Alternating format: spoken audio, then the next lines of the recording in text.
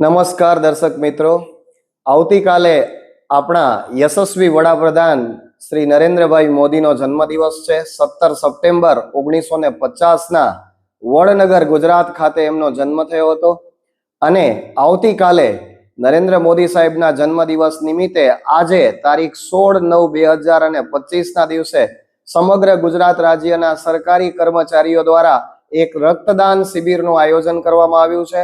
તો આ blood donation કેમ્પની અંદર હું પણ સહભાગી થવા જઈ રહ્યો છું। રક્તદાન નમો કે નામ એટલે કે રક્તદાન નરેન્દ્ર મોદી સાહેબના નામે કરવા જઈ રહ્યો છું।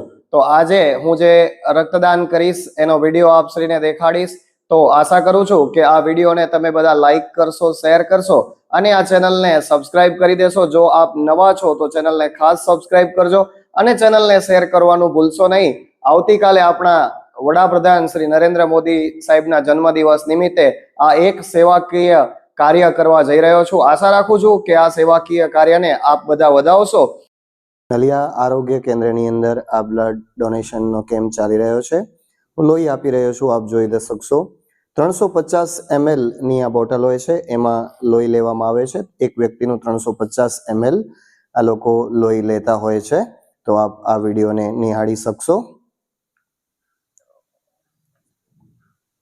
તાલુકાના આ આરોગ્ય કેન્દ્ર ખાતે બ્લડ ડોનેશનનો કેમ્પ યોજાયો છે, જેમાં અબડાસા તાલુકાના પ્રાથમિક વિભાગના બીઆરસી લખદીરસિંહ જાડેજા સાહેબ ઉપસ્થિત છે।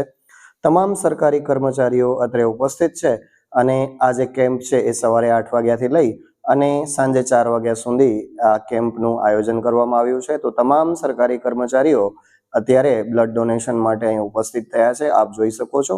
અને સારી એવી વ્યવસ્થા છે અને તમામ કર્મચારીઓને કોફી સાથે બિસ્કિટ પણ આપવામાં આવે છે।